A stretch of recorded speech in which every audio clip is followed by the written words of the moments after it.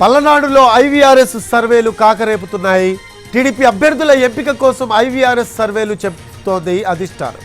Narasaraopet assembly అభ్యర్థిగా ఎరపతినేని శ్రీనివాసరావు పేరును, గురజాల అభ్యర్థిగా బీసీ నాయకుడు జంగా కృష్ణమూర్తి పేరును పరిశీలిస్తోంది టీడీపీ.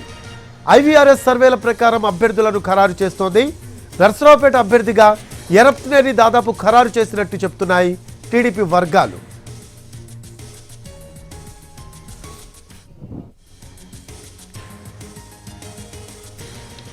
పల్నాడులో పొలిటికల్ సర్వేలపై మరింత సమాచారాన్ని గుంటూరు నుంచి మా కరెస్పాండెంట్ కృష్ణ అందిస్తారు. ఎన్నికలు సమీపిస్తున్న వేళ కొత్త ఈక్వేషన్స్ తెర మీదకి వస్తూ ఉన్నాయి. ముఖ్యంగా పల్నాడు కేంద్రంలో అభ్యర్థుల పేరుతో ఐవీఆర్ఎస్ సర్వేలు జరుగుతూ ఉన్నాయి. ప్రధానంగా చూసుకుంటే నరసరావుపేట ఎంపీ అభ్యర్థిగా కృష్ణదేవరాయల పేరును ఐవీఆర్ఎస్ సర్వేలో సూచిస్తుంది టీడీపీ అధిష్టానం. అదేవిధంగా నరసరావుపేట అసెంబ్లీ అభ్యర్థిగా ఎరపతినేని శ్రీనివాసరావు పేరును వెలుగులో తీసుకొచ్చింది. అదేవిధంగా జంగా కృష్ణమూర్తి గురజాల నియోజకవర్గం నుంచి పోటీ చేస్తే ఎలా ఉంటుందనేటువంటి సర్వే కూడా చేస్తూ ఉంది. గుంటూరు పార్లమెంట్లో చూసుకుంటే పెమ్మసాని చంద్రశేఖర్ టీడీపీ నుంచి పోటీ చేస్తారనేటువంటి సర్వే జరుగుతుంది. మొత్తంగా ఒక్కసారిగా పల్నాడు కానీ గుంటూరు కానీ ఐవీఆర్ సర్వేలతో అంటే ఎలాంటి పరిస్థితులు వస్తాయి, ఎలాంటి సందర్భాలు చోటు చేసుకుంటాయనేటువంటి చర్చ అయితే జరుగుతూ ఉంది. ఎక్కడ ఏ నాయకుడు పోటీ చేస్తాడు, గురజాల ప్రాంతంలో ఇప్పటి వరకు దాదాపుగా 30 ఏళ్ల కాలం నుంచి ఉన్నటువంటి ఎరపతినేని శ్రీనివాసరావు నరసరావుపేటకు వస్తారా, లేదంటే జంగా కృష్ణమూర్తి గురజాల నుంచి పోటీ చేస్తారా, ఇలా అనేక రకాల చర్చలు జరుగుతున్నాయి.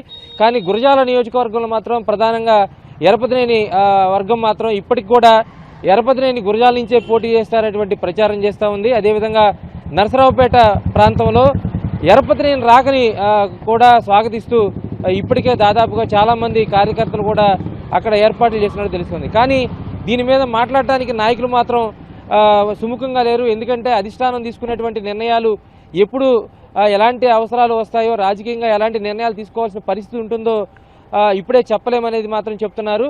సో 1-2 రోజుల్లోనే దీని మీద క్లారిటీ వచ్చే అవకాశం ఉంటుంది. ఎందుకంటే దాదాపుగా ఎరపతినేని శ్రీనివాసరావు పేరు మొదటి లిస్టులోనే ప్రకటిస్తారు అనేటువంటి చర్చ జరిగింది గురజాల నియోజకవర్గం నుంచి.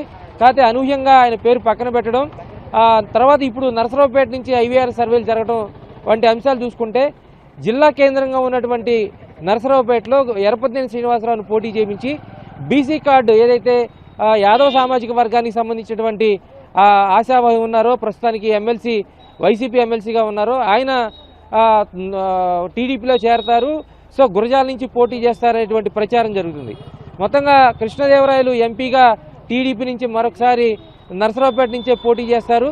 ఇలా మొత్తంగా జరుగుతున్నటువంటి సర్వేలు మాత్రం ఇటు కార్యకర్తల్లోనూ అదేవిధంగా నాయకుల అనుచరుల్లో కొత్త చర్చకు కారణమవుతూ ఉన్నాయి. కెమెరా పర్సన్ నాగరాజుతో కృష్ణ, ఎన్టీవీ, గుంటూరు.